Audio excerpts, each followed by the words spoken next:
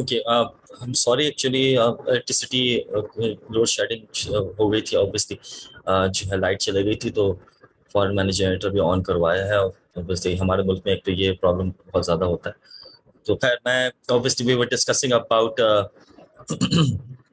this sorry just hold on. I will share the screen again. We were discussing about persuasive messages, or we just discussed about gaining the attention of the audience members. As I was saying, this is the best way to obviously this IDA model has to be used. This is the best way to write persuasive messages, whether it's a sales letter or a fundraising message, and so on. So and दूसरी बात ये थी कि I was showing you a sales letter as well. मैं जरा जल्दी से इसको ओपन कर दूं उसके बाद मैं आपसे शेयर करता हूँ तो what we were discussing about was कि this is the best way to okay, just one. So this is the sales letter I was showing you earlier, and so I said the first thing is gaining the attention. If you just read this letter, the first few lines, you will get to know that the writer is trying to gain the attention of the audience. It's written over here. Look around yourself right now. What do you see? As I said, question technique is one of the most popular techniques which can be used to gain attention of the people. The moment you ask a question, obviously, in one way you're trying to gain the attention of the audience. So what do you see? A comfortable home, pictures of loved ones on the walls, keepsakes from a lifetime of hard work. Now imagine strolling among shady green trees surrounded by gently rolling hills and the sounds of birds singing. You stop in front of a lovely house which lies at the edge of a glittering pond of fish. You wonder what's inside that house. So as you can see, the start, we don't know the purpose of the message yet, or whether it's a sales letter or what kind of letter it is. Obviously, it's a sales letter because I'm showing you the sales letter. But normally, you may not be expecting that the start would be in this manner. For example, a question is asked, and then the writer has moved on describing some we can say imaginary situation where you are just roaming in a shady green tree surrounded by gently rolling hills and sounds of birds singing, as if you are in a place which is very beautiful and so on. So now we don't even know what is the purpose of this message yet. So this is how a sales letter can be started by gaining the attention of the audience, right? And because if I'm teaching this this topic in the classroom, I would have been doing it for I would have described it in so many different ways, but because we do not have enough time for it, so I can only show you some of the examples and discuss this IDA model. There are other things as well associated with persuasive messages, but we will focus on our IDA principle because this is one of the indirect strategies which we use to write persuasive request or messages or sales letters, right? Now, after getting the attention of the audience, the next thing which has to be done is I've just opened the slides again.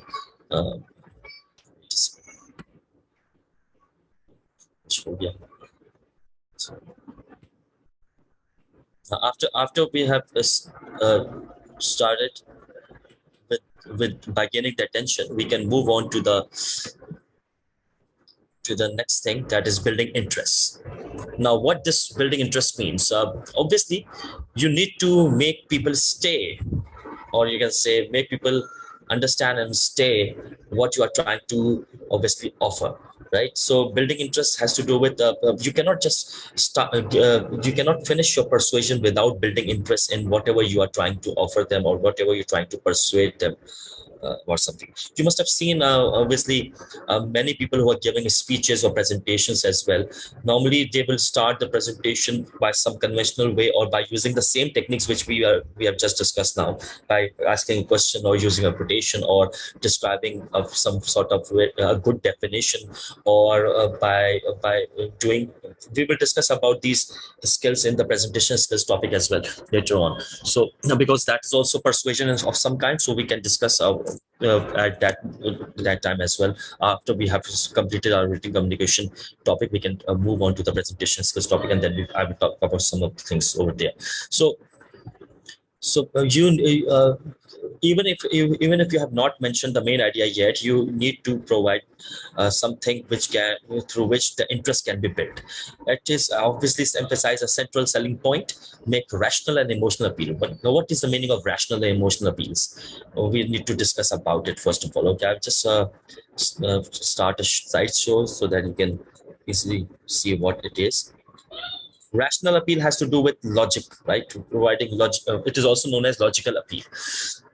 Sometimes, in order to gain interest, if you start by saying, if you have gained the attention, the first thing you need to do in an argument or in a persuasion is you have to provide reasons of why you want to actually ask. When you are asking something from the audience or the reader to do something for you, you need to also build interest in it. And for that, the one technique would be to use a rational appeal. Rational appeal is known as logical appeal, something which talks about giving some sort of evidence or proof of your proposition or your idea, right? So uh, if you see here, it's written rational appeal focus on making or saving money, because we are discussing about sales letters. So in this context, if you talk about something which can save money of the customers or increase the efficiency or making good use of resources, if you focus on these things, this is known as rational appeal, or you can say logical appeal.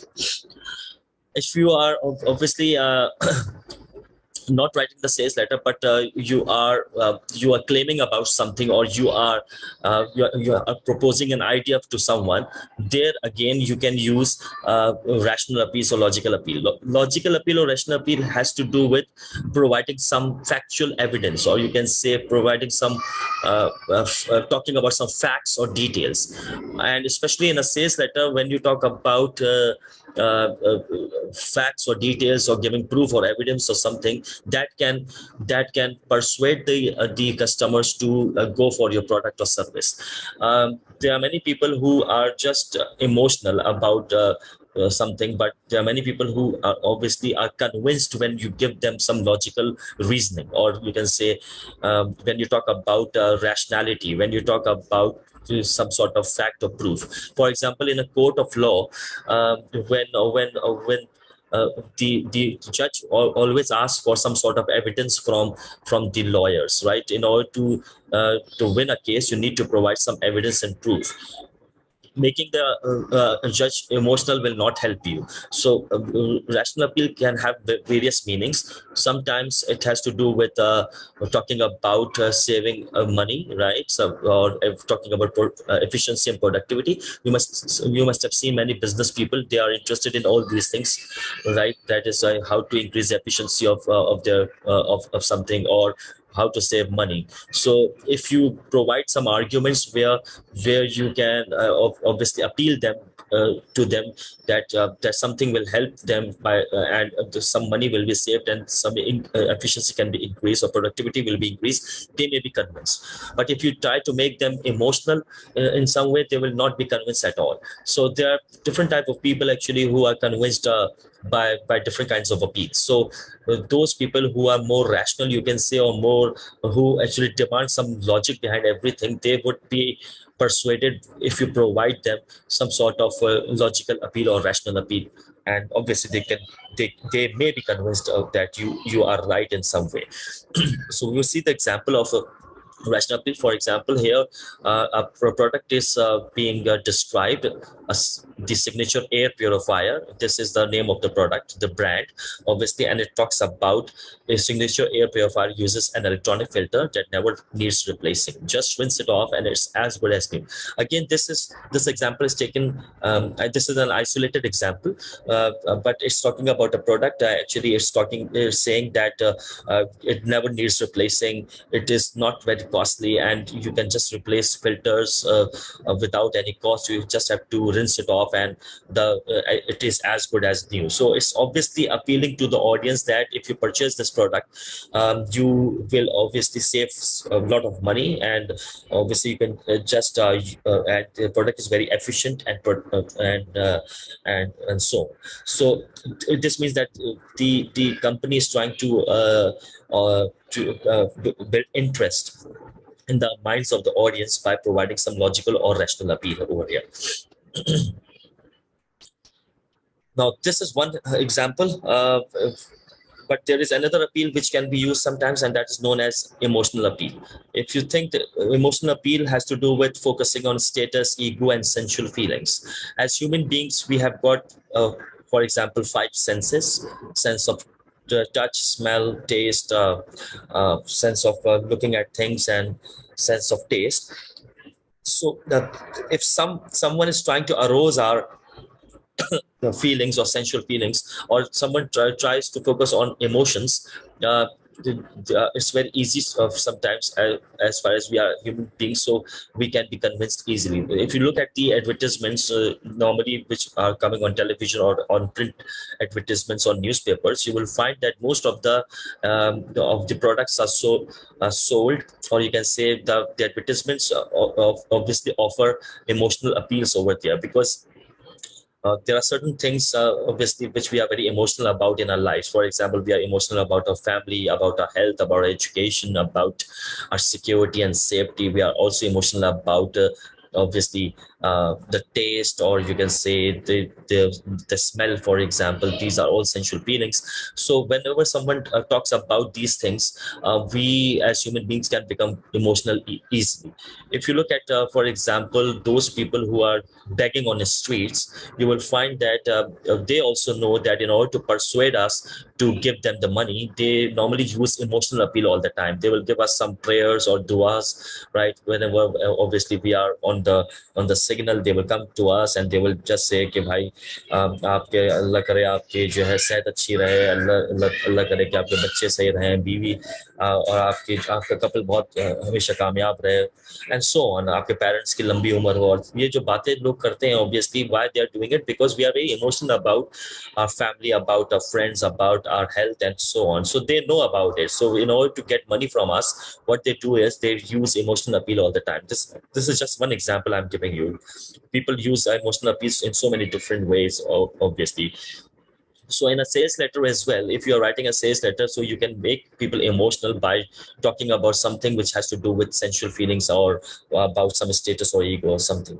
I've just show you an example. The product would be same, the signature air purifier. We have seen one example where rational appeal was used, but here we can see that emotional appeal is used. For example, you can join well-known celebrities who enjoy pure fresh air with the signature air purifier. It's so quiet that you can use it in a baby's room. Now, if you can see here, people are very emotional about celebrities as well, because many people they like to follow celebrities, famous people, right? So when someone talks about celebrities, that and you will also find in advertisements, for example, that some of the celebrities, they endorse certain products. For example, if you talk about cricketers, they will come and always talk about the product which is being sold. For example, Shahid Afridi talking about something, or Wasim Akram also endorsing some other product. So when you mention celebrity's name, or when you say that this product is also used by a particular person, right, a famous personality, because people follow them, they may be convinced, all right, okay, because they are using it, we should also use it. Plus, if you see in this example, they are trying to arouse our feelings of smell. For example, we like to have pure oxygen, pure we need to we normally like as human beings that there should be some fresh air everywhere. So obviously they will talk about they will use these terms, pure fresh air with signature air purifier. And you can see further that obviously it's talking about that it's so quiet that you can use it in a baby's room. Obviously this normally this message is being targeted towards for example, you can say mothers or parents, because mothers or parents, they are very emotional about how the baby should feel, and obviously they are very emotional about their babies. So mentioning about babies has to do with targeting the parents, obviously. So you can see here that all these things are which are being focused over here are normally considered as emotional things. So whether you actually build interest by rational appeal or logical appeal, or whether you use emotional appeals, it depends on the purpose of the message. Obviously, it depends on the audience to whom you are trying to target, right? So, and then there is one dual appeal as well. Dual means of the mixture of rational and emotional appeal. you can see the example of the same product. It's written, enjoy fresh, clean, crisp air as pure as in the mountains. You can eliminate cooking odors, chemical fumes, pet odors, and cigarette smokes with a risk-free introductory offer that costs you nothing. So this message starts with obviously the emotional appeal, and then it ends by saying that you can just save money. And it will cost you nothing. So this is more rational or logical as far as the sales letter is concerned. So this is how you should build interest. Now, if we come to back to the example which we just used earlier, we will see what kind of appeal they are using, by the way, in their product. So the message is started by gaining the attention by describing something imaginary, and then the focus will move on to building interest part. So the second paragraph is, that house is full of pictures of your loved ones on the walls and keepsakes from a lifetime of hard work. You can see from the start, by the way, even after gaining the attention by using a question, emotional appeal is being used from the start. You can see, because it's talking about it by using some sort of a place where there's a beautiful place where you can just obviously enjoy your life, and then it's talking about that the house which you will build over there, it will contain pictures of your loved ones and everything. So these are all emotional messages which are given over here.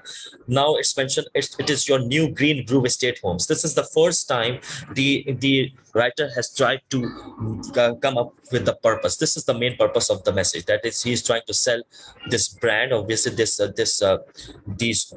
green groove estate homes. This is the sales letter, by the way. So as you notice, this it is not mentioned at the start of the message, it is mentioned afterwards. So it means that it is using indirect strategy as well.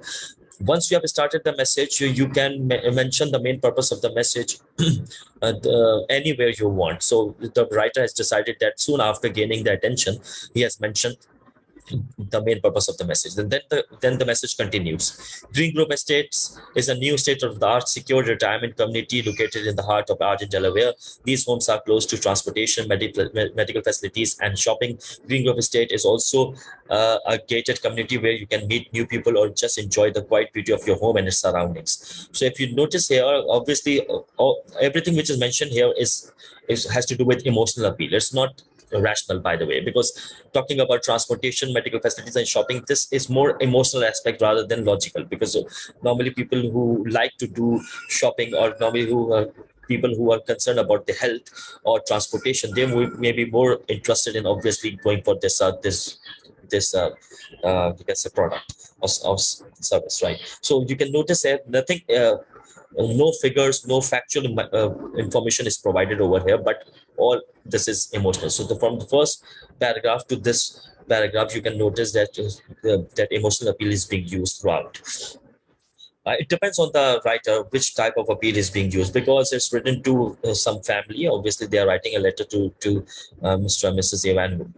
Evan. So they thought that it would be better to use emotional appeal, right? So after you have gained attention and built interest, the next thing which is important would be to create desire.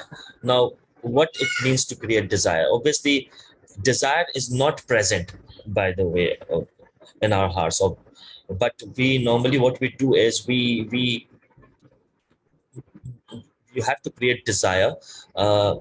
Desire is always created. It is not like this case, it's already in your hearts or mind. It has to be created. Look, there is a difference between need and desire. Need is something which we cannot live without it. For example, we cannot live without food or shelter, or you can say other important things in our lives. Obviously, we cannot live without them. But desire is always created. It's not that desire is there; it has to be created. So these companies, the people who are trying to persuade you, they will talk about those things which can create desire or reduce resistance from, as far as we are concerned.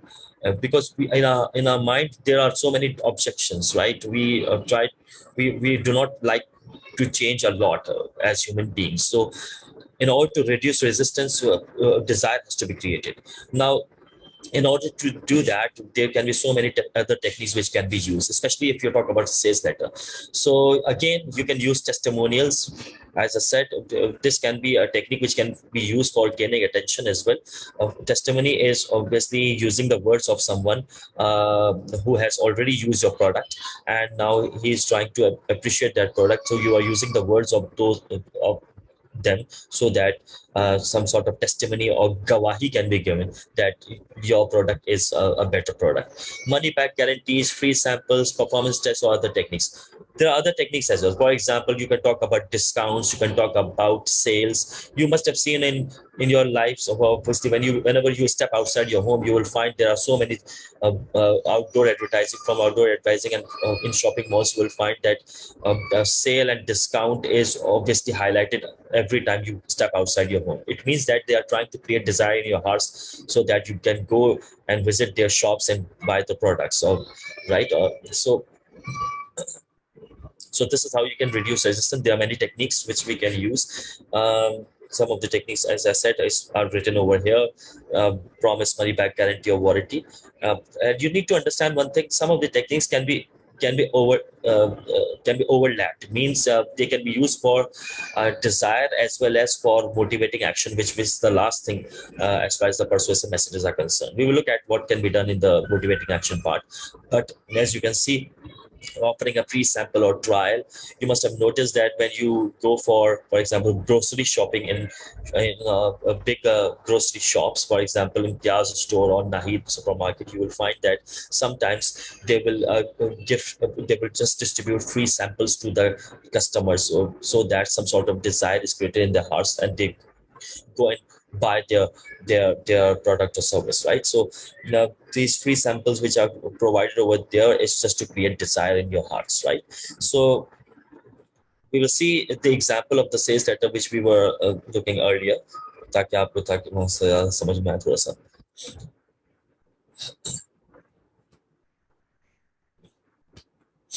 हाँ, तो हम थे obviously attention ना पे देखा, emotional appeal use होते भी देखी यहाँ पे रैशनल अपील भी यूज हो सकती थी, but the writer decided that emotional appeal is better for these customers.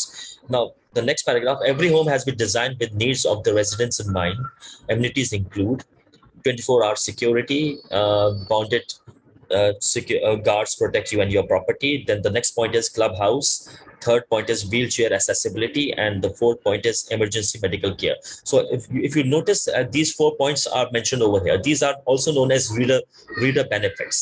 So what they are doing is they are mentioning those facilities. They are talking about those facilities or reader benefits which the other companies or the other brands do not offer. So in this way, some sort of desire can be created. If you remember, some years ago, obviously, this Bahria town, you must have heard about Bahria town. When they started doing marketing or advertising, they were obviously, in order to attract the people, in order to create desire in their hearts, they were talking about these things, that there is 24-hour security and proper pavements, and you can say footpaths, and there is a mosque as well. A big stadium will be built as well. A university will be built as well, and the shopping mall will be available, and so on. So they started by mentioning about these things. What was the purpose of it? Actually, they wanted to create desire in the hearts of the people. So because we don't have enough time, we cannot see other examples, but you can just notice over here that these points are written just to create desire in the hearts of the people. So the three things are already been done. That is that the sales letter is gaining attention, then it is building interest by using emotional appeal, and the desire part is next. And the last thing which has to be done as far as the sales letter or any persuasive message is concerned, whether it's sales letter or a fundraising message, or even, for example,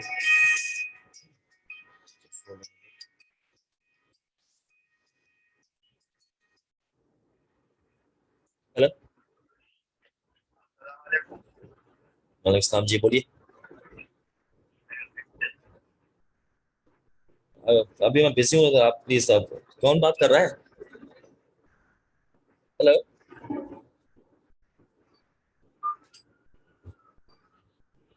Right. So I'm sorry, actually, thought it was an important call, but obviously it's not. So The last thing about IDA principle is you have to now motivate action. This is where the sender of the message expects that some sort of action would be, or some sort of response or feedback will be given by the audience, right? So one thing which can be done is providing a phone number. This can motivate action as well. If you provide some contact details, obviously if someone wants to ask anything as far as you are concerned, the very popular technique which is used is to provide a contact address or contact number, so that people uh, can actually contact you in some way, respond positively as far as you are concerned. And the companies normally, when some sort of, even if the customer is complaining, they will consider that their persuasion has worked. Then why would anyone be bothered to even complain if they are not persuaded in the first place?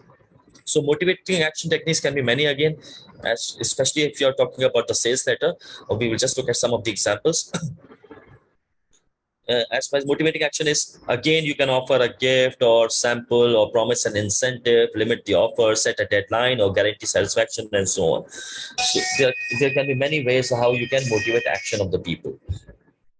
Right. So guarantee satisfaction, set a deadline, offer a gift, include a postscript with a special inducement, and so on.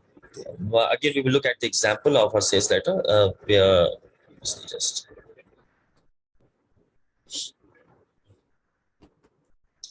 here you will see it's written in the last paragraph: green roof homes are affordable and available immediately. Financing is available for every situation. Why this is mentioned, financing is available for every situation? It means that you just need to register or book your home, and even if you don't have money at this time, they can finance you in some way. So this is why they want that. This is how they are motivating action. Obviously, call us today to arrange a visit to your beautiful new home, and this is the number which is given over here. So this last paragraph has to do with motivating action.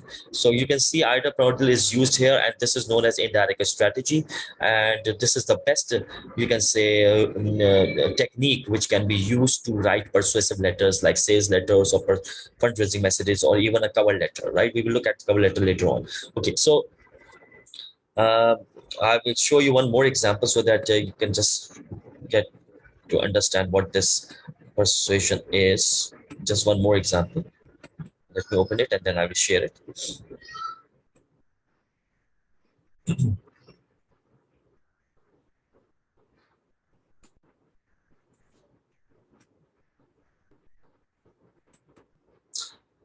Now, this is again a sales letter, and if you look at here, it's written: are you tired of tripping over boxes of things you haven't used in years? Are you saddened to see the growing number of homeless families? Are you concerned about the rate at which the landfills are being filled? Are you looking for a way to reduce your taxes? Well, now you can be part of a solution for all these problems. Again, we don't know yet what type of purpose of this message is, but we surely can understand that some letter is trying to gain attention of the customers, obviously. And question technique, as I said, it's a very popular technique to gain attention of the people. So question technique is being used over here. And then the second paragraph: studies have shown that up to 85% of people will store away their belongings, thinking that the items may one day come in handy. Now, this part, 85% of people, which is some figure of fact is mentioned over here. It looks like as if this letter is trying to use rational appeal instead of emotional, and as you can see, that some research is being mentioned over here. Instead, the items become rusty, moth-eaten, mildewy, or cracked, and end up being tossed in the trash can instead of letting these items go to waste and needlessly contributing to the landfill overflow problems. You can donate your stored items to homes first.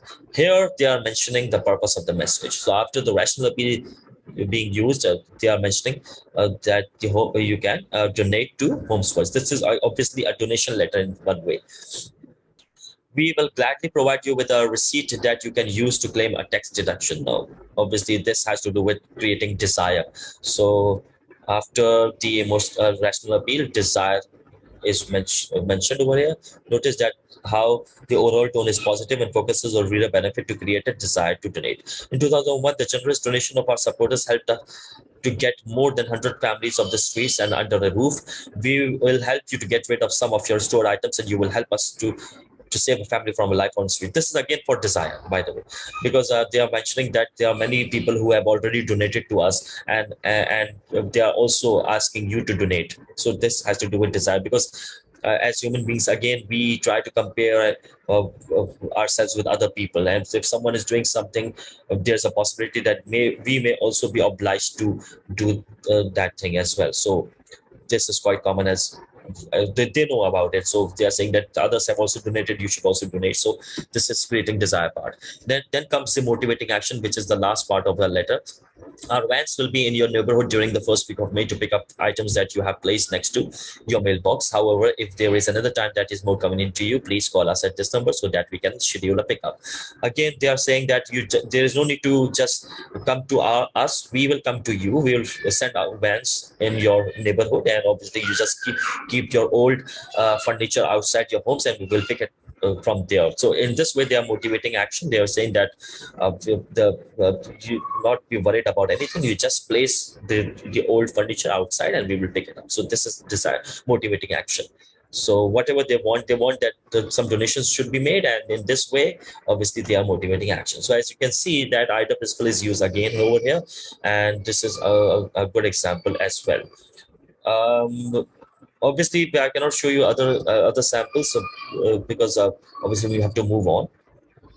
Now we will discuss about another type of business letters that has to do with negative messages, by the way. So we will discuss about negative messages. This is the fourth category, by the way. So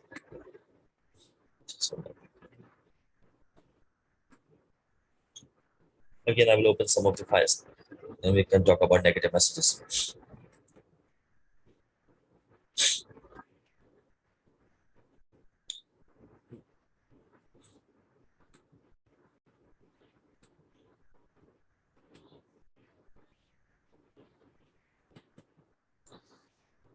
Now, as far as negative messages are concerned, you need to understand one thing: not all messages which are shared in business can be considered as positive or neutral messages. Sometimes you have to share that kind of information which can be negative for your customers or audience members, right? So but what we need to understand is what type of negative messages can be. We will look at it, what type of messages are, but you need to first of all think, okay, what are our goals in actually sharing negative information, what we are trying to achieve by sharing the bad news or the negative message. Obviously, these are the four things we have to achieve. The first thing is acceptance. Even if you're sharing negative information to someone, you need to obviously make sure that the message is accepted. So it's written, strive to help receivers understand and accept the bad news. Obviously, whenever you're sharing something negative, it can be a bad news for the customer. So the first thing you need to achieve, even if you're sharing a negative message, would be that your message should be accepted and taken positively. Positive image, you should promote your company's positive image. It's not like this that you should destroy goodwill or relationships, right? So you need to promote positive image. Next thing is message clarity. Your message should be clear in such a manner that no further correspondence is necessary, and you need to make sure that the first time you're writing to someone, and even if it's a bad news or negative message, you need to provide complete information the first time you're writing about it. The next thing is protection, that is avoiding legal liability. Again, when you share something, sometimes it happens that if you in a message you accuse someone of something, or if you blame someone of something, the other person can obviously retaliate by going for some sort of legal action against you or towards you, and they may do a case against you. So we need to be protected as far as this is concerned. So we have to be very careful what kind of language we have used in our message, so that some sort of legal liability that cannot be created, right? So we will look at some of the examples now. The first thing is about what kind of negative information is being shared in organizations and business communication, by the way. Obviously, if you, for example, someone has requested you something, for example, if you have written a routine request to someone for some favor or some action, and you obviously are the one you can always deny or refuse some request or claims of other people. If you're refusing their request or claims, obviously that would be considered as a negative message for them, as a bad news message for them. So there are certain types of messages which, where if you're refusing or denying some sort of request or claim, or um, rejecting them of something, that can be considered as a bad news message. Or if you are breaking a bad news to customers or breaking a bad news to your employees, that is internal. So there can be so many different types of examples. For example, if you talk about inside the organization, people write termination letters or resignation letters. So these can be considered as internal communication, but letter will be written. So this is again a bad news. So if you're right, if you, for example, working in a particular organization and you want to resign, so you will write to the concerned top management, and that can be considered by the top management as a bad news because you are leaving the company. So, or if you are terminated from your job, the message would be considered as bad news as far as you are concerned. Sometimes you break bad news to customers and clients. For example, you are not able to meet deadlines, or for example, you are not able to complete the project on time, and so on. So that can be considered a bad news for them. So there can be different types of bad news messages. But what is important is which type of strategy has to be used to write bad news. Should we use a direct strategy or should we use indirect strategy? We can use both strategies, but it depends on the situation. Normally, when we talk about negative messages, it's understood that we have to use indirect strategy without any question, because if people are not very ready to get the news straight away in a direct fashion. So you need to prepare your readers before you can break the bad news or share something negative with them, instead of actually being too direct to them. But sometimes there are certain situations where you can still be direct. That is, you can start the message by mentioning the bad news straight away, and then providing reason and closing the message. So what are those situations? We will look at it. If you are using a direct strategy to writing the bad news, you just have to start the message with by mentioning the main idea straight away, right? And then giving the reasons for your bad news, and then closing the message. This is what you do. But what are those situations where you can use direct strategy into writing bad news? These are some of the situations. So it's written over here. Just hold on. It's written over here. The receiver may overlook the bad news. Organization policies such as directness. The receiver may overlook the bad news means if the receiver of the message is not very concerned about what type of message you have sent, you can use the direct strategy as far as bad news messages are concerned. If, for example, there is a policy in the organization that any type of message which is written, it has to use a direct strategy. So there again, you can use the direct strategy even if you're sharing negative information with people. The receiver's prefers directness. There are many people in our lives, you will just experience in your life as well, that those people normally some will say that you should have to be direct with them all the time. For example, you may see some of the bosses in various organizations who will say, who will just give you a message that whatever information you will be sharing with them, you have to share directly without talking about the other things. You should come to the point straight away. You should mention the main idea straight away, because they are very busy people and they prefer directness all the time. For firmness is necessary. The bad news is not damaging. If you feel that the bad news is not damaging for the people, you can use direct strategy as well. The receiver's goodwill is not an issue. If, for example, you are not very concerned about what type of relationship you will be maintaining with your audience members, again, you can use bad news messages. For example, it's very common in Pakistan when someone is being terminated in an organization, the organization normally uses direct strategy to inform the particular employee who is terminated by using a direct strategy. They will just write in the first line that your services are obviously you may not continue with us from the next day or after a month, and so on. They will give the notice period, and they will mention the main idea straight away at the start. Sometimes even they do not give reasons for it as well.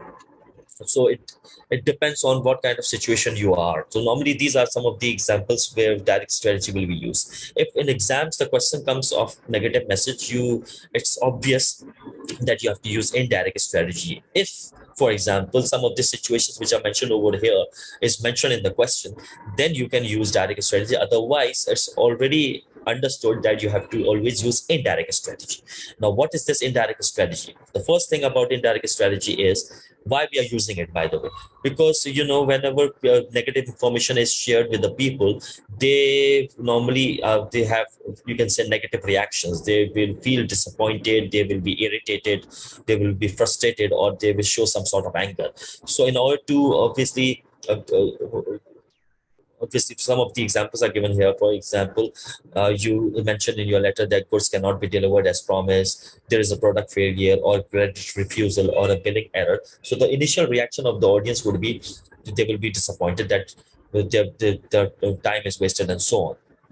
What we need to do is, whenever we are sharing negative information like this, we need to diminish, or you can say we have to diminish negative feelings. We have to lower these negative feelings. And how we can do that? We can do that by providing proper reasons why something is rejected, and by mentioning the bad news with sensitivity. What these two things are, we will discuss soon, right? So we have to do one thing. We not just share information, we have to share it by giving reasons for the rejection or denial or refusal.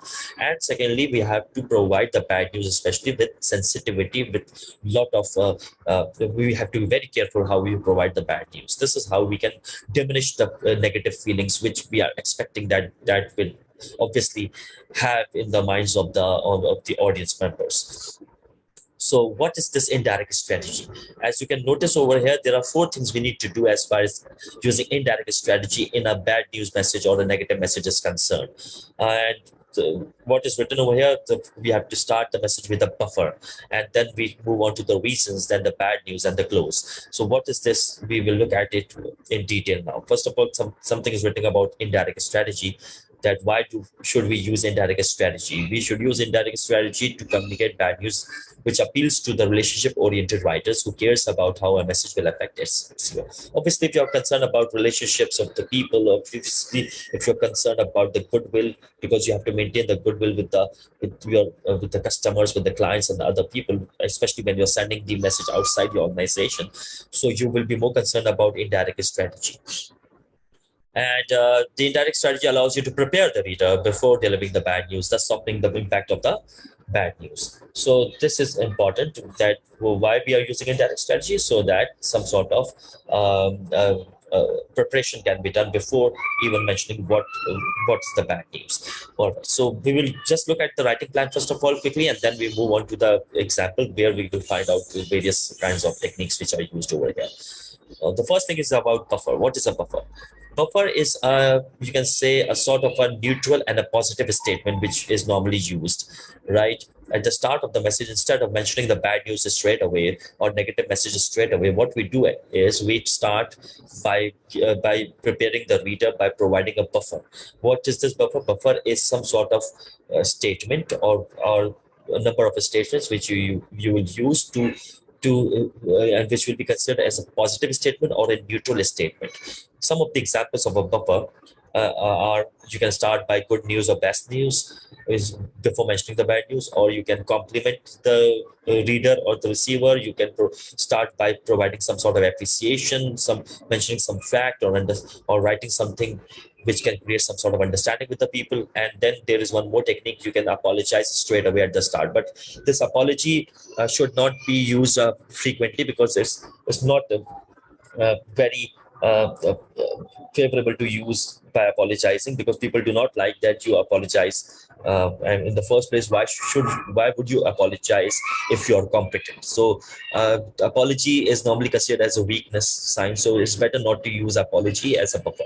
But you can use other techniques. For example, you can appreciate someone for the things they are doing, or you can create some sort of understanding by mentioning some sort of praise, or you can compliment the reader, and so on.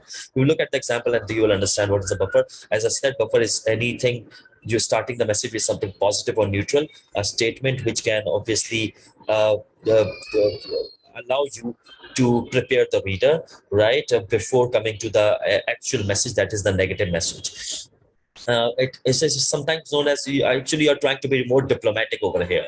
Before mentioning the bad news, you are trying to just use a buffer. For example, it's very common in our society that when someone is dead, for example, when someone has passed away, and for some reason, for example, if you are asked to break this news to the relatives of the deceased, what will you do? Obviously, you will not just go over there and say it directly that someone is dead. You will first of all prepare their relatives that so that not so that you cannot because if you will just be direct, it will shock them. So instead of that, you try to mention some of these statements, you try to console them, you try to prepare them before giving the bad news to them that their relative is dead, or that something has happened, something bad, or some tragedy has happened to them. So we do that in our society. Actually, all these techniques which we are talking about, these are universal techniques. It's not like this that these techniques are used only in our country. Obviously, the techniques, all the techniques which I have discussed so far, obviously are used throughout the world. Because human beings look at the situations in a similar way. They are not like this that if you are living in a Western country or in Eastern country, the things would be different. There are certain things, for example, which are very common everywhere. So instead of shocking the someone of something bad, you can just start by providing something positive and neutral, and so that it can have some sort of preparation. You must have noticed that we discussed about persuasive messages earlier, and again that the attention technique and other techniques which were used was in one way also preparing the reader before you can sell the product or service to them. So but here you are sharing negative information. So here buffer will be used. So we will look at some of the buffer statements. For example, this is an example. This is just a sample. For example, it's written, how effective is the following opening for a letter that refuses credit? If you're writing a letter that is refusing a credit, look at this example. If you feel is this is a good buffer or not, you need to evaluate it. Unfortunately, your application for credit has been reviewed negatively. Now, it is too direct. It's not a buffer at all, because you are writing a letter to which will mention that the letter is talking about refusing credit or loan or etc. And you start the message by saying that unfortunately, although you have used a negative term straight away, unfortunately your application for credit has been reviewed negatively. It means that you have given the bad news already. So this cannot be a buffer. Obviously, it's too gives the bad news too directly. And secondly, we have to be very careful about negative messages. We do not use negative terms as well. Terminology is not allowed, negative terminology. Even if you're sharing negative information, you try to use positive wordings over there. Next, buffer statement. This is a letter which is again refusing credit, and the start of the message is, the recent fall in the value of the American dollar was a surprise to many banking experts. Again, it's irrelevant. Buffer is not irrelevant statements. What it has to do with the recent fall of American dollar. It has nothing to do with refusing the credit to someone. Someone has applied for the loan in your organization or credit in your organization, and you are obviously talking about the fall of an American dollar. This is irrelevant start. Now we will look at the third example. How effective is the following opening for a letter that refuses a request for a donation? So if someone has written a request for donation and you will obviously refuse that you will not donate. But before that, you can start the message by providing some buffer, by appreciating them for the things they do. For example, as here it is written, we appreciate the fine work that your organization is doing to meet the needs of the parents and very young children. Here again, this is a good buffer. Why? Because here appreciation is given for the things they are doing, the work they are doing. And obviously, although they may have written to you for funds and donation, but you are replying them back by appreciating the work they're doing for the society. Later on, obviously, you will refuse that you cannot give donation to them, obviously. But this is just a start of a message. So it says that compliments the reader but does not suggest approval. Obviously, just appreciating someone doesn't mean that you will give them the favor, or you will obviously give them the good news that you will be donating this time. It's not about this. They were just appreciating them, that what they have done is has to be appreciated. So these are some of the examples of a buffer. Right. So what we can do again is we will look at some example which can give you an idea what a buffer is. Obviously, uh, let's see which example has to be shown. Show you one example.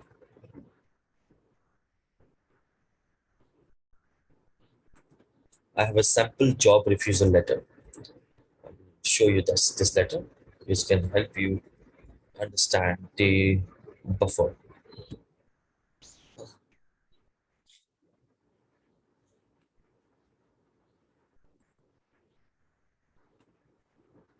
Just a minute. Just You can see on the screen there is a letter, negative message. It's a letter that refuses job offer. Okay, someone has offered a job to this person, and this guy is actually refusing the job offer, yeah, to him. Uh, I will read the first paragraph. It's written over here. Discussing the job of a district manager for Resorts Industries was one of my more interesting interviews. You made the job at Resorts sound challenging, and I'm sure that the opportunity is a good one. Thank you for giving me serious consideration. So, if you look at the first paragraph, it is quite the message is not very direct. He's not saying that I will not accept your job offer. Instead of this, he's trying to appreciate the other person by saying that thank you for giving me the opportunity, thank you for giving me serious consideration, and obviously talking about that the interview was very interesting and so on. So all these statements are examples of buffer which is being used over here, right? So when once you have started with a buffer, now you have a chance to share the bad news with your audience. Share the bad news with the reasons, or first give the reasons and then share the bad news.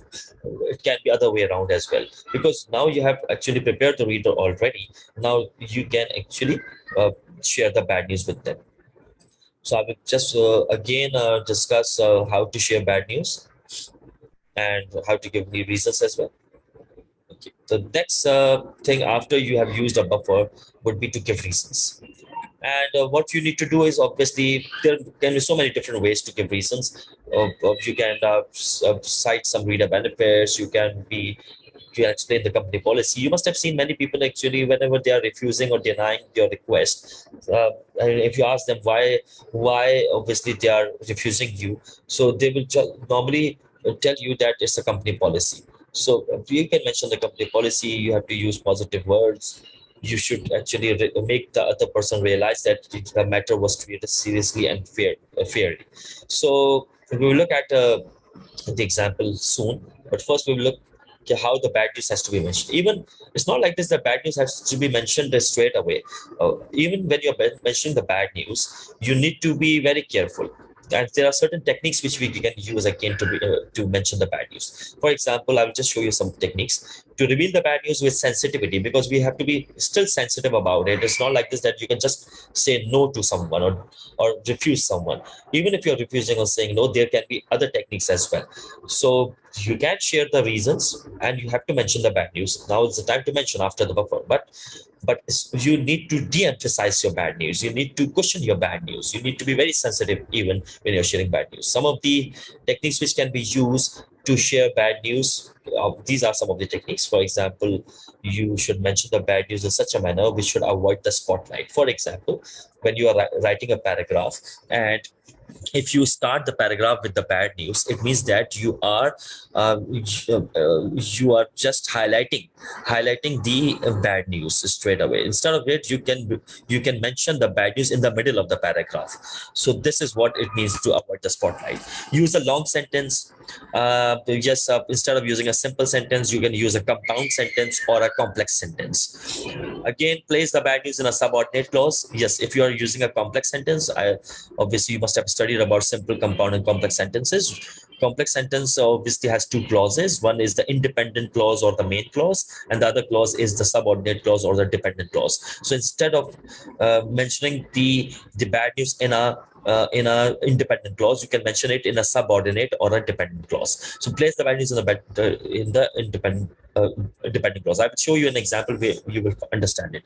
You can use a passive voice. Whenever we are actually communicating with people, normally we use a active voice. In the first class, I discussed about you attitude over there, and we discussed that normally we use you attitude, and we use the active voice. And when we are sharing something negative, obviously it's better. For example, if you want to blame someone for something, or if you want to accuse someone of something, or if you are sharing a bad news, it's always better to use passive voice. Obviously, you must have studied about active and passive in your school again. So just a compromise or an alternative. Now, this is a very good technique which you can use. You can just mention the bad news and then provide an alternative for it. Instead of just saying no, you can actually provide an alternative for it. You may be refusing something which the other person has requested. Not giving that is one thing, but providing something else instead of it can be a better option.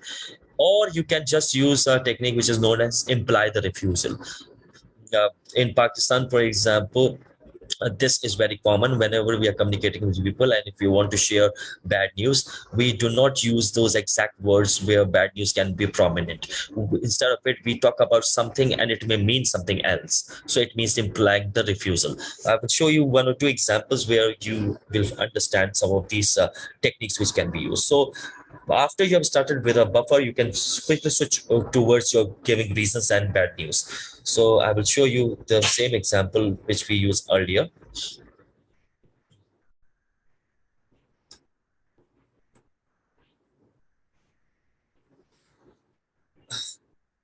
The job refusal letter, we just write the first paragraph. Now, if you look at the second paragraph, as you know from our interview, in addition to my interest in sales, I also have a strong interest in management and motivation, because I believe that I can be most useful in a job that will permit me to spend most of my time working on the problems of employee morale and motivation. I've decided to accept a job with Carlyle conglomerate that will allow me to work on such problems. If you notice in this paragraph, bad news is mentioned at the end of this paragraph. And how it is mentioned, it is not mentioned as such, as saying, okay, I'm just rejecting your offer. He's not saying this. Actually, he's implying the refusal. How? By mentioning that I have decided to accept a job from somewhere else, rather than saying that I'm not accepting your job offer. He's saying that I have accepted some other job offered by some other company. So this is in one way implying the refusal. And secondly, he's also given some reasons by saying that he is interested in some other areas of work. So this is reason and bad news paragraph. And then the last part is known as, obviously, you have to close the message. Right? We will look how to close the negative message again by looking at the slide. After you have mentioned the bad news and the you can say the reasons of the bad news, you can quickly move on to the closing part of your message. The closing should consist, it should avoid sending canned. Can again is those expressions which are used very commonly all the time, and it has lost its purposes. For example, sometimes people say, please do not hesitate to contact me, please feel free to contact me. These are expressions which are used so many times in our lives that it has lost its meaning. So do not use any of these type of canned expressions. You should not be insincere, you should not use inappropriate endings, you should not be self-serving.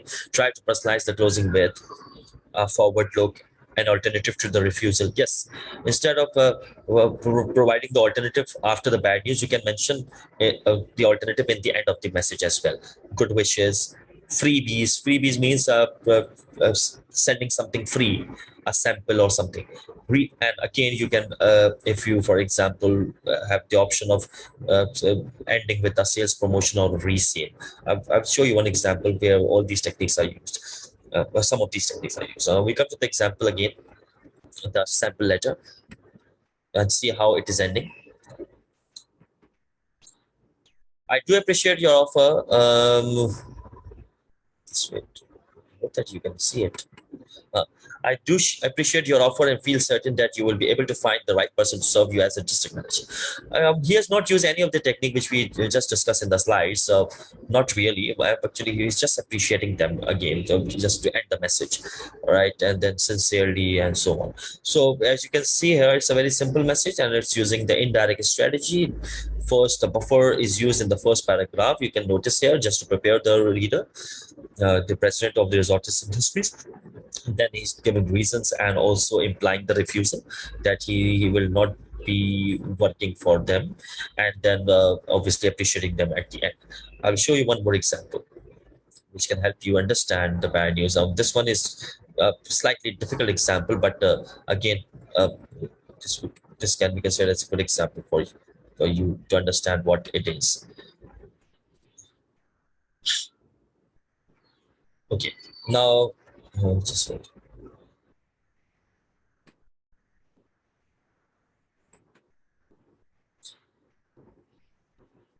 This is an example. It's a refusal of cash refund. So someone must have requested this person to refund cash. Someone may have written a routine claim letter where this guy was trying to get some cash refunded for some services, right? So now the company is responding that they cannot provide the cash refund. They are refusing his request for cash refund, or denying or rejecting his cash refund request. We will look at this letter. Now we will look at how buffer and bad news and reasons and close can we find in this letter. I'm reading it. You are one of our nearly 500 individuals who took advantage of our membership campaign and joined Mega Gym Physical Fitness Program. We are glad that you have been able to use our outstanding training equipment and our workout classes for the past 7 months. You can see there is no refusal for cash refund, obviously, in this paragraph. So what this paragraph is, it's obviously a buffer paragraph where some positive and neutral statements are provided over here. You can notice that he's trying to appreciate them, praise the audience, right? And saying that we are glad that you have been able to use our outstanding training equipment and our workout classes for the past 7 months. Starting with a compliment as well. You are one of nearly 500 individuals who took advantage of our membership campaign and joined the Mega Gym Physical Fitness Program. So you can see the buffer is being used. No mention of refusal of cash refund yet. We come to the second paragraph. It's written, because of the success of our membership campaign, we could add a number of state-of-the-art equipment units, including a high-tech motorized treadmill with a computer that monitors a jogger's progress. If you notice, here he's giving reasons before even the bad news.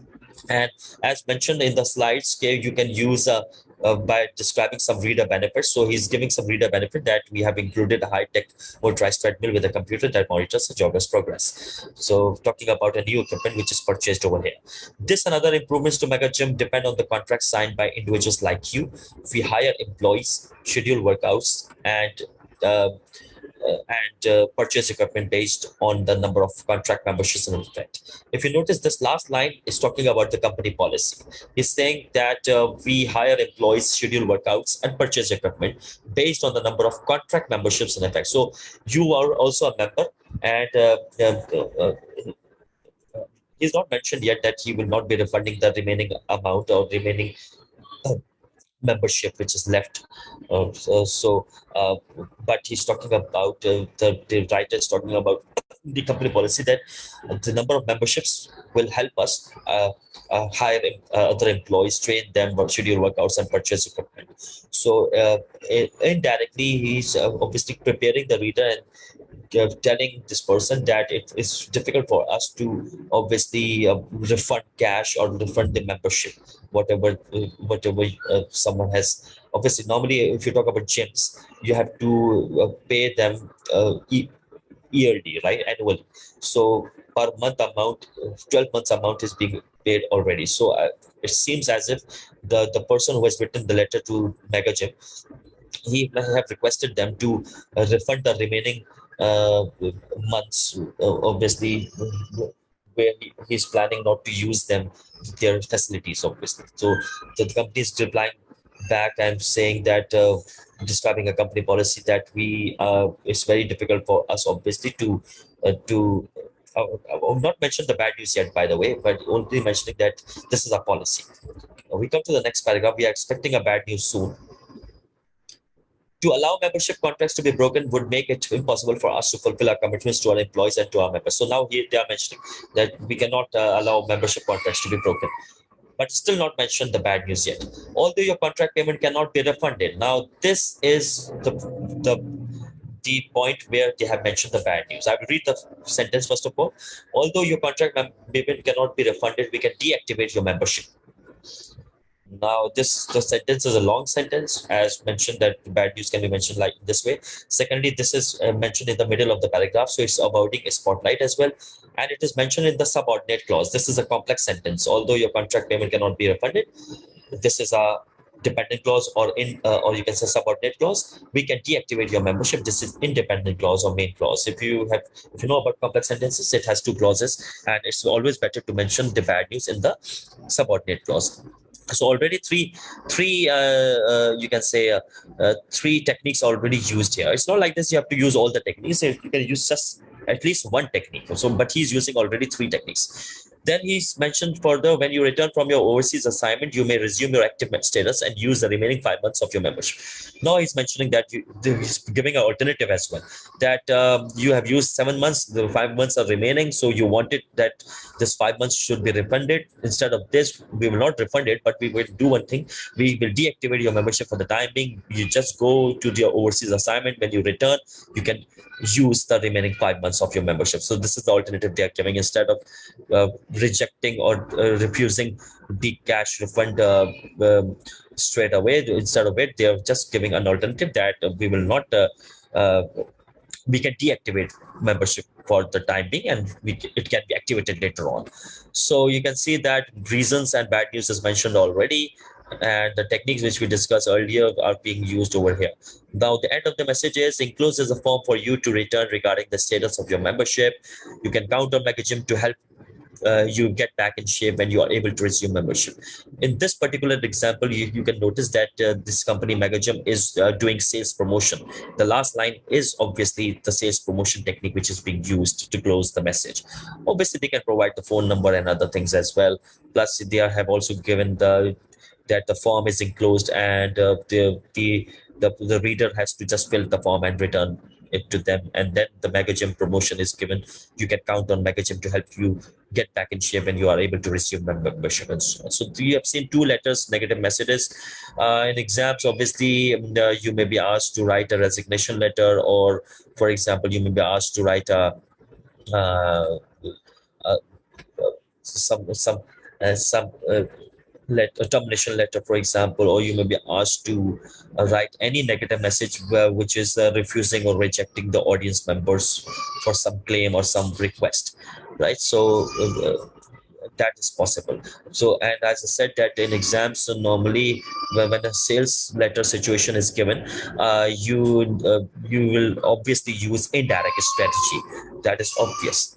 As a direct strategy is used only in certain occasions, so you need to be careful about it. So at this stage we have ended our discussion about business letters already, and we need to move on to the next topic, and that is obviously report writing, which is quite a major topic as far as exams are concerned, because you, as I said yesterday, that definitely report writing question will come. You will be asked to write a report, a short report, by the way, and also a letter or memorandum will be obviously given. So there will be two questions definitely that has to do you, and you will be dealing with memorandum, letter, or a business report.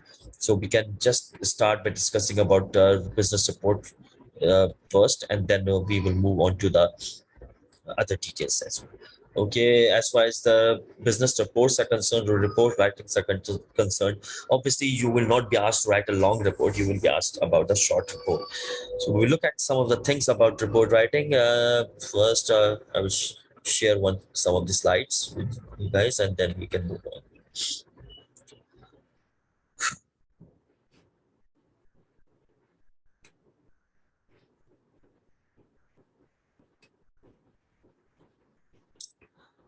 Now, what are business reports, by the way?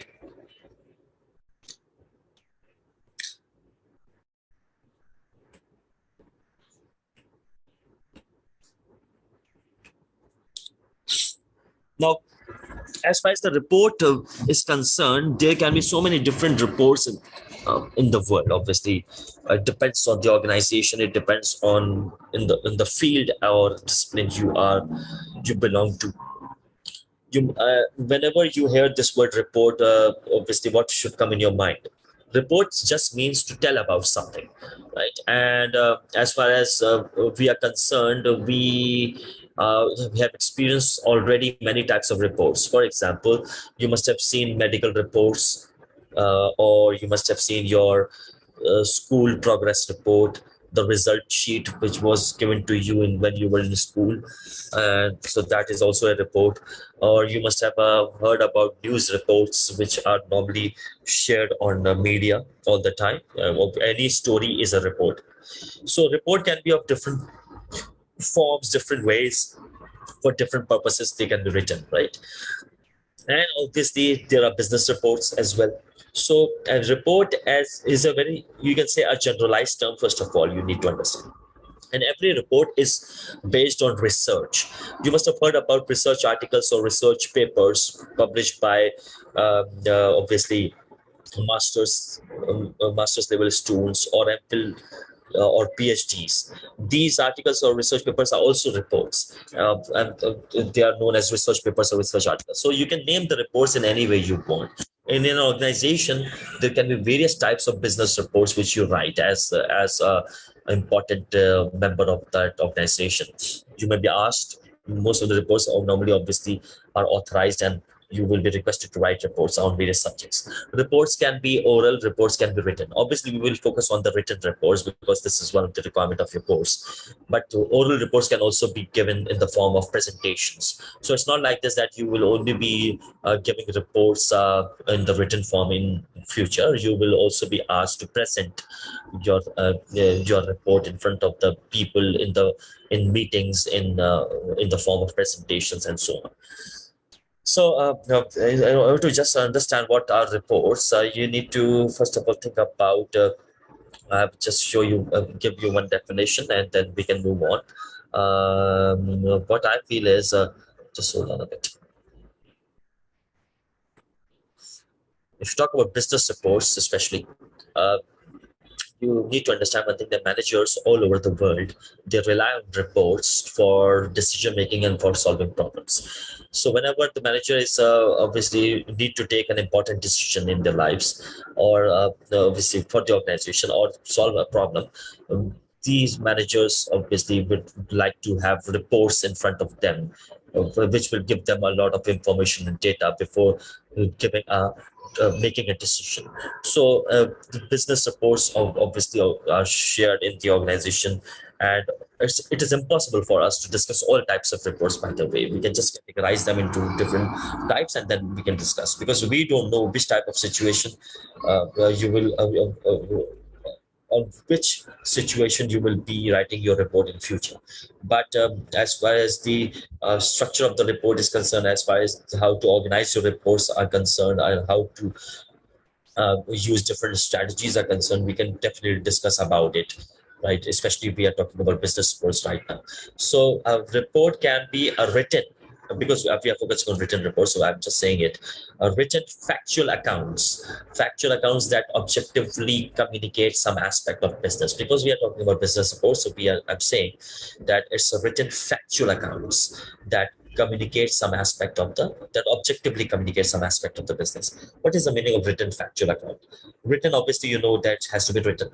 Factual means which is based on facts. Every report in this world, whether it's a business report or any other report in the world, obviously it is based on facts and evidence and support. It provides facts and details of something which can be proven. So it's a written factual accounts. Accounts here means that account can be in the form of a narration or a description or an illustration or just an explanation and so on. So written factual account means something which consists in it a lot of details and factual information, evidence and proof for something else, right? So it is a description of it. Written factual accounts that objectively communicate. What is the meaning of objectively? Objectively means that which is seen by everyone, right?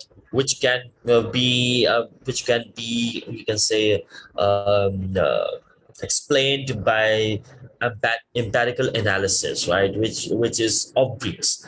For example, it is not like this that you have to be opinionated here, right? You cannot be subjective. For example, if you see a chair, I'm just giving an example of objectively. If you see a chair, how will you describe a chair? Obviously, you know what is a chair. Chair is something which is a piece of furniture, and obviously people use it for sitting purposes. Now, this is objective description because every other person will talk about the chair in this manner, that it's a piece of furniture and you use it for sitting purposes. This is objective description. And if we are obviously subjective over here, so we can just say that this chair is a beautiful chair, or it's an amazing chair, or it shows that how powerful a person is. Now, this kind of description is subjective. In report writing, subjective description is not allowed unless you provide some sort of proof and evidence with it, because it will be just considered as an opinion of something. So instead of it, you need to provide an objective description which can be seen or shared with anyone, and anyone who will be obviously looking at it will talk about or share the same, you can say, facts about it. So objective description is different.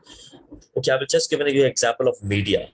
If you look at the media channels, you will notice that the various reporters who are actually giving news or sharing news with the anchor person on television, normally people consider them as giving objective reporting. That is, whatever they are saying, it is objective and factual. But in real life, you can easily notice that these news channels have various agendas behind their news by giving the news. So their description normally is subjective, but it seems as if they are very objective.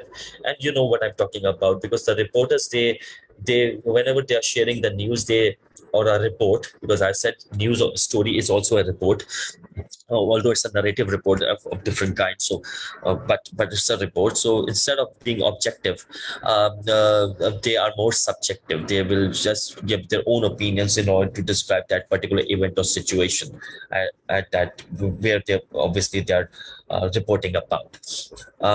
They need to be objective more.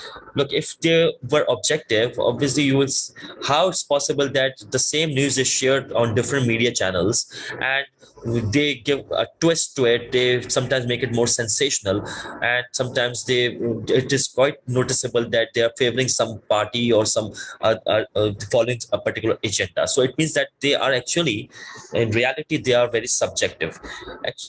But they need to realize that they cannot be subjective, because report normally should be objective all the time. But the audience members, we think that they are very objective, but they are not objective. So by nature, reports should be always objective. And especially if we are talking about business reports, objectivity should be there. So I was giving a definition. I said written factual accounts that objectively communicate some aspect of the business. Obviously, we are talking about business reports, so the definition consists that some aspects of the business situations. So now we move on to another definition of reports. You can say you can look at it right. Business reports are written factual accounts that objectively communicate some aspect of the business, and then there is one more definition. Reports are systematic attempts to answer questions and solve problems. Obviously, you can read from your study text. I see my study text about business reports. The information is given over there. But obviously, now I will be discussing some other aspects of related to it, which can be quite helpful for you in exams. So, it's written reports are systematic attempts to answer questions and solve problems. As I said, managers like to take decisions and solve problems, and they can only do that if they have proper reports in their hand, right? Reports, written reports or oral reports, whatever the case may be. but one thing is for sure, that there are systematic attempts. Means reports cannot be just written haphazardly. You have to organize, and you have to follow a particular system or a process to write a report or to share a report with people. And what that process would be, we will discuss later. So systematic attempts to answer questions and solve problems. This is one of the definition of reports, business reports. Now we need to move on to the other factors regarding report writing. Obviously, any business report or any report, if it's in front of you, and if you are asked to describe what type of report it is, so you can do that by using these factors. Actually, every report in this world can be classified by these factors which are given over here. These are very important elements of factors, or you can say this is how we identify how one report is different from the other report. uh, as you can see that the first thing is written over here: who initiates them, the source.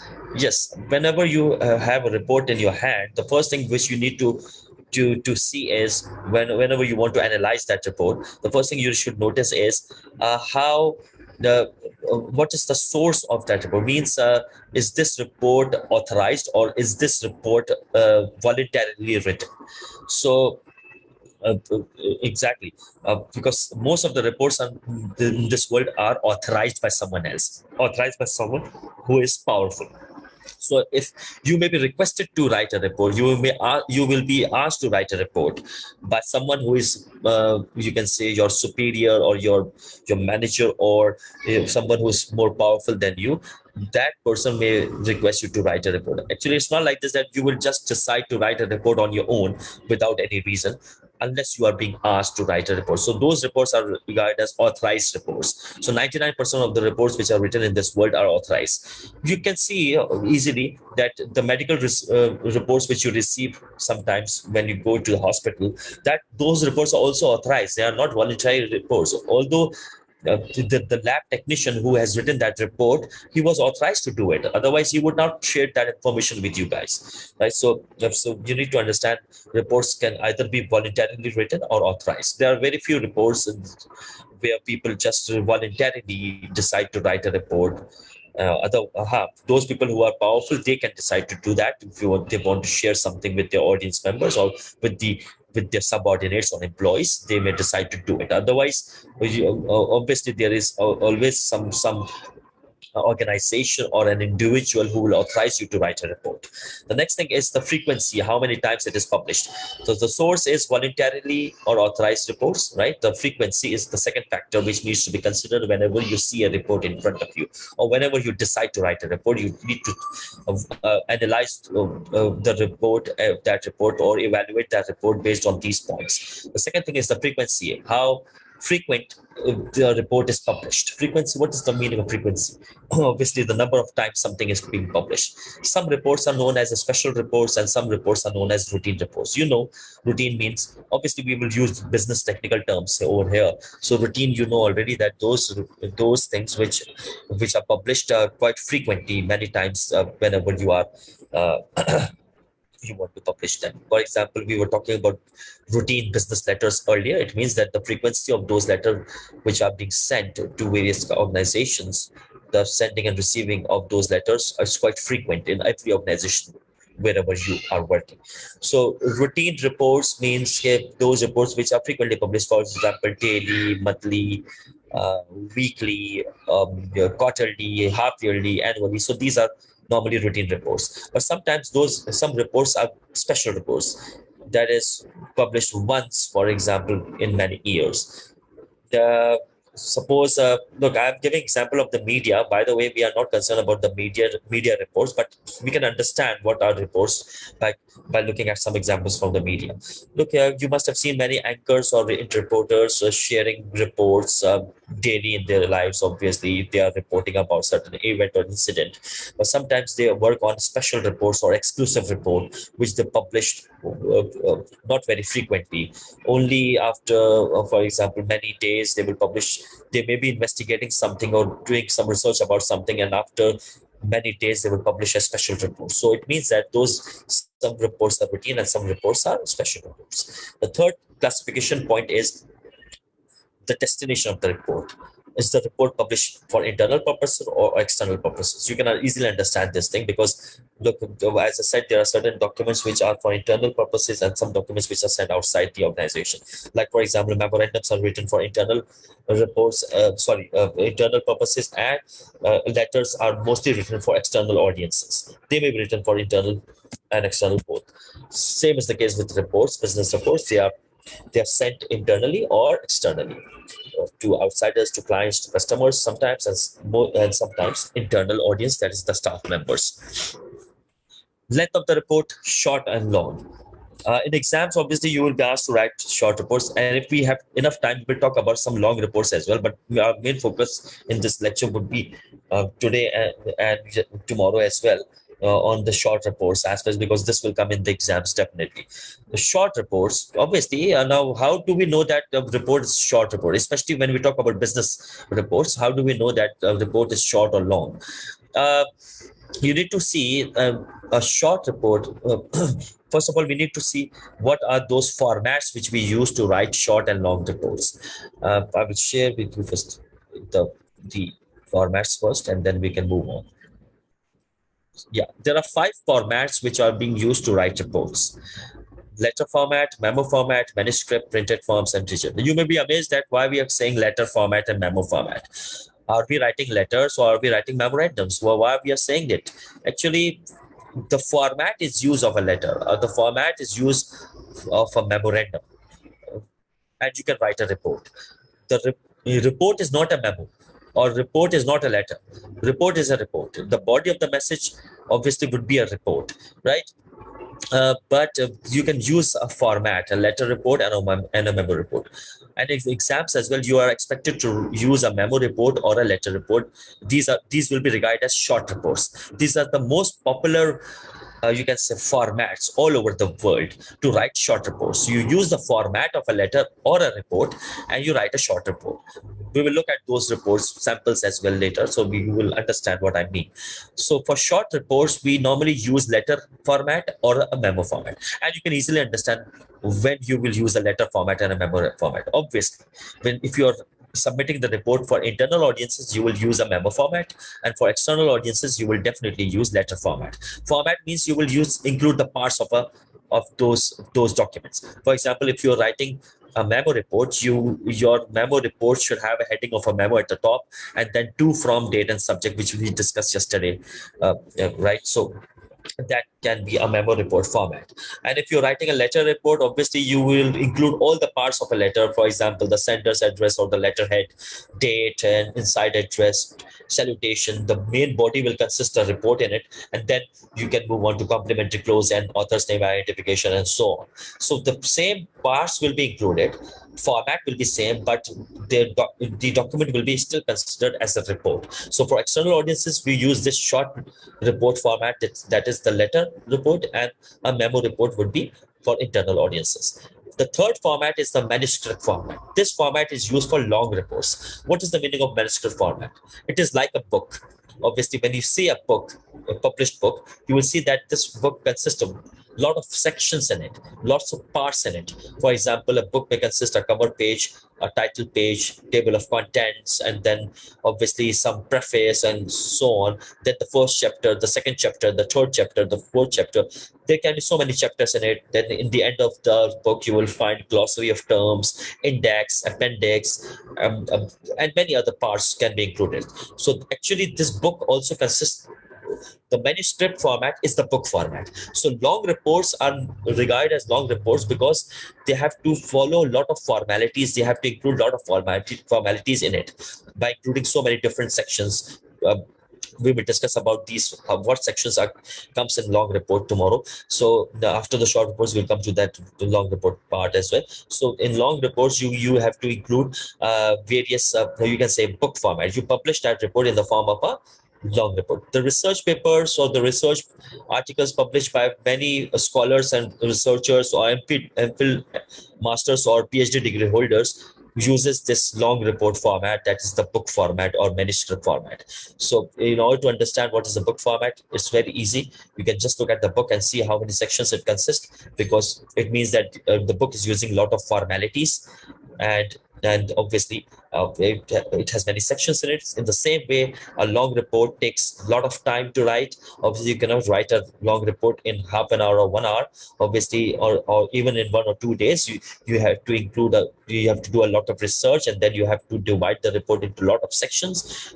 This long report can be of 10 pages, or it can be of thousands of pages. But as far as the short report is concerned, the best format would be the letter and memo format, which we will use in exams as well, because it will just be written in 1 or 2 pages, and that is why it's known as short reports, right? But there is a fourth format, which is also known as printed forms. So now, why are we calling forms as printed forms as report format? Yes, it's very easy to understand. For example, you must have seen that when you came for admission in this institution, you must have seen that you were asked to fill a form. That form actually can be regarded as a type of a report. Why? Because it consists information. It is telling people about you, right? About your qualifications, about your background. So in one way, it can be considered as a printed form, or you can say a report, right? So this is the fourth format. And the fifth and the last format is digital format. Obviously, anything which is using computer technology or mobile phone technology, and you are sharing that thing, can be regarded as a report format, one of the format. Because if you're sharing the report online, that can be considered as a digital report. Or you can say that if you're using some application or app, or you can say software to generate a report, that would be considered as a digital report. So whatever the case is, these are the five formats which we use to publish reports. Any report which is coming in front of you, especially if you're talking about business reports, the report format would be out of these five formats which are given over here. And the top three formats are most popular. That is the letter, memo, and manuscript format. For short reports, we use letter and memo format, and for the long report, we use manuscript format. So we come to the classification factors again, points again. Yes. The length of the report will be decided about how much information you are including in it. If you're using a letter and memo format, it would be a short report, and if you're using a manuscript format, it will be a long report. Intent of the report, yes, there are only two types of reports, which are obviously, look, as I said, we cannot discuss every type of report in this world. It is impossible for us. But authors of communication, what they have done is, they have classified all types of reports in this world, whether it's of business reports or any other research paper or anything, or belonging to any other field. They have divided the reports into two major categories. So some reports are known as informational reports, and some are known as analytical reports. What is the difference in it? We will just discuss soon. Informational reports are those reports which are written just to share information with the audience, right? We will discuss about it tomorrow in detail, because the time is going to be over soon. So they are written just, they present facts, they present information just to educate someone or to make people learn about something. You're not supposed to analyze anything in those reports. Your job as a writer would be just to share factual information objectively, right? And you are not supposed to do any calculations in it, or analysis or evaluation in it. And if you're not doing any analysis, you are not supposed to make any sort of draw any conclusions out of it, or make any recommendations. We will discuss in detail tomorrow, by the way, about this information report. Right. Right. The second type of report, which can be considered as the major type, is analytical report. Here in analytical reports are also informational, by the way. Every report is informational, but in analytical report, what we do is, in analytical report, what we do is, we are involved in a lot of analysis. We can talk about problems and solutions. We can do a lot of calculations. We can present factual information by doing some sort of analysis. And then we are also required to talk about the results and classification, results and conclusion, right? We are also supposed to, for example, find out about something and analyze those findings. We will talk about it tomorrow. And also we are required to make some recommendations at the end of a report. So we have to do many things in analytical reports. In short, you can say that we do analysis. On the basis of analysis, we conclude, and on the basis of conclusion, we give some recommendations. Right. So this the two major intents. So we will see some examples later tomorrow.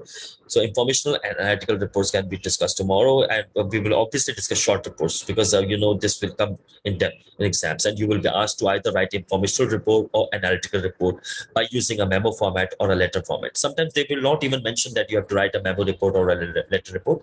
You have to see the situation, and you have to understand on your own that this, for internal audience, you will be using memo report format, and for the external audience, you will be using letter report format.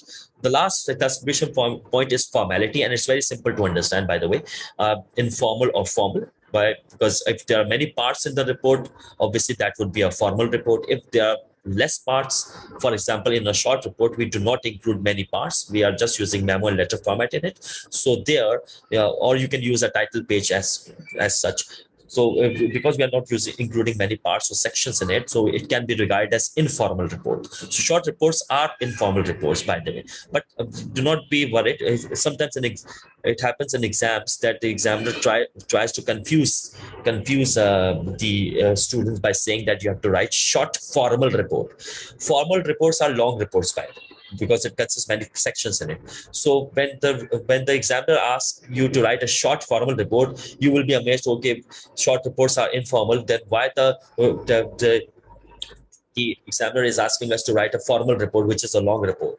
Actually, he's not asking you to write a long report. Actually, their formal word is used to suggest that you have to write a business report. So it's, instead of saying short business report, he's saying short formal report. So do not be confused in exams. So you just have to say short reports.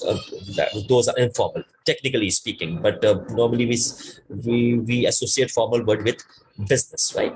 But if we talk about formal reports, in reality, those are long reports which uses manuscript format or a book format, right? So these are some of the classification points we have just discussed today. The one last thing we need to discuss, obviously, report functions are informational or analytical. Remember, all reports can be informational, but not all reports can be analytical, because in analytical reports, we are required to do some sort of analysis, or we have to talk about the findings, and we can actually prove. Obviously, all reports are factual, but based on the analysis or calculations or some illustration or description, we have to conclude something. We have to provide some closing thoughts and conclusion and result. We talk about the results, and also we can be asked to also make recommendations for the future. So analytical reports consist of all this kind of information. Obviously, in the exams, normally analytical reports questions come most of the time. So we have to deal with this analytical questions, techniques, how to write analytical reports. Tomorrow we will look at some of the samples, and then there are informational reports which are written just to share factual information, where the writer is not supposed to analyze anything, but just to present facts, right, and information with the audience members, right, and just to educate them or to make them learn about something. We will look at the informational report as well tomorrow. Report patterns, direct and indirect pattern. Obviously, as all communication consists of direct and indirect strategy. Here again, we will be talking about direct and indirect strategy. We have already discussed about formal and informal as well. Formal reports are long reports, and formal reports are short reports. And we have discussed the report formats as well. When we come to the some of the this is the last thing we will discuss today. We can just read all these points over here about general points about reports, that everyone writes reports. Obviously, you will be also writing report in future. Most reports flow upward. It means obviously from the lower staff member to the upper staff member.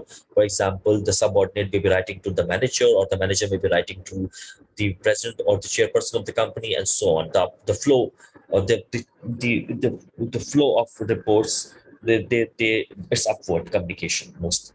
Three formats are most popular, as I said: memo, letter, and manuscript format. Today's reports take advantage of computer technologies. Obviously, we are not writing by hand. We are using computer technology to type it and obviously share it with the world, right?